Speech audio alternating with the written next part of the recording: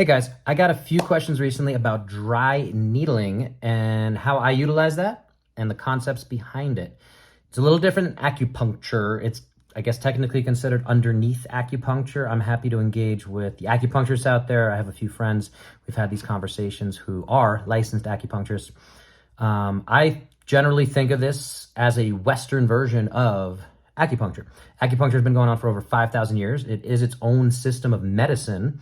I'm not going to get into the details of that, only because I don't want to do a disservice to the entire history and system and the training that those guys go through.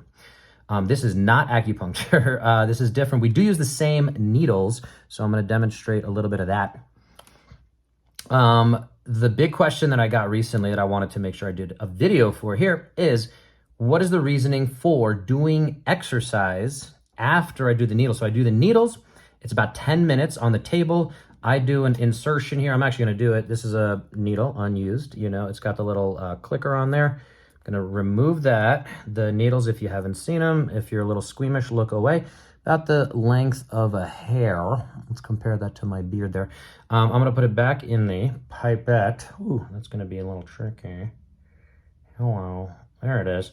This is a bigger needle than I would use for this application. So I'm going to find my lateral elbow, lateral epicondyle little group here.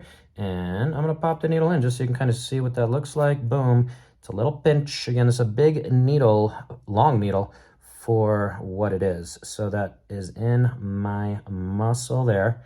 And I can kind of activate there. People ask also if it's painful.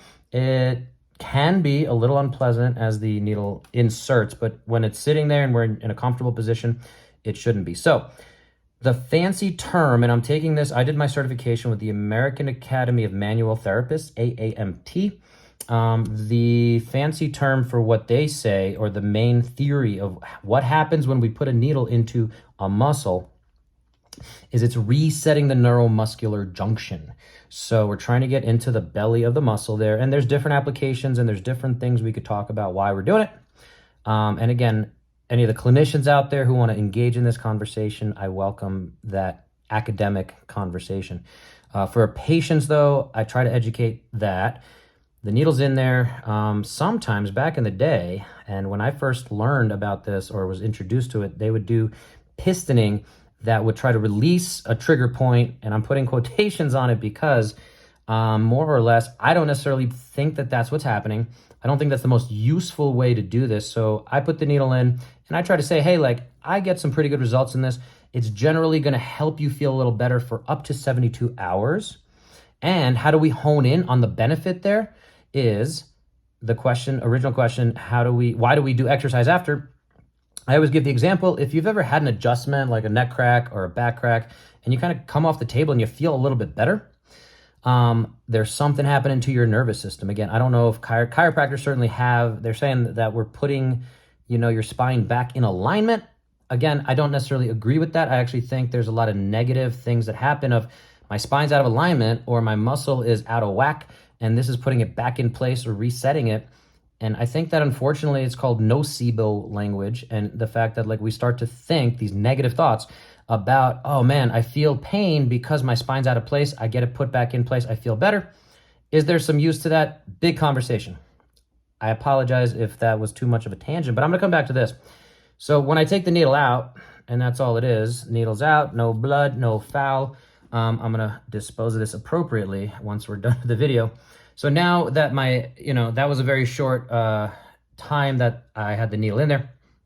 But now theoretically, that muscle that I had the needle in is again, reset, meaning it's more malleable, it's more open to something. So I'm going to go and do some exercise. I just happen to have a little lighter. So I'm going to go do some wrist curls or whatever that is.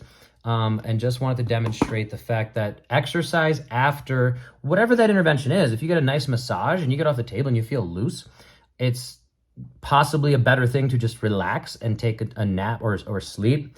But by the time you get, home, you get in your car, you're sitting on the couch and you're kind of relaxed, you're going into this bad position, and it tends to negate all the benefits of what's going on. The other thing that we see with needles here is the release of myofibrils. And so without getting too geeky on this, but the person who asked me this question, and I hope they appreciate the explanation, they kind of, they're a student, they want to go into physical therapy, so I'm trying to give them kind of the full thing. And again, hopefully patients out there get a little more rationale behind why they might want to try this, or why it might work, or why it doesn't work. So totally open to these conversations.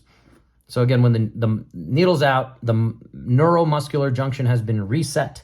We want to teach it. So again, the over-exaggerated explanation I give here is if I can now, if I can only lift my arm to about 90 degrees, and I do some magic, whatever that magic is, whether it's needling, whether it's little massage, release, whatever. Now I can lift my arm, let's say to 100, and so this is 90 degrees, 120 degrees. I have 30 more degrees of motion.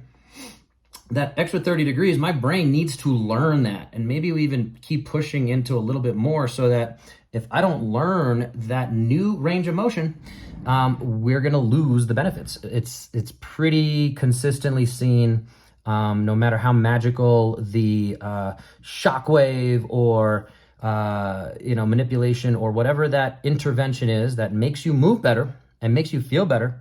We want to hone in on that long term. And I think that's a key nuanced piece. And this video is taking a little longer than I wanted to, but that's a nuanced piece that's key, in my opinion, to understanding how these needles and any other intervention are going to work in your overall healing journey. And so it unfortunately has to be a journey.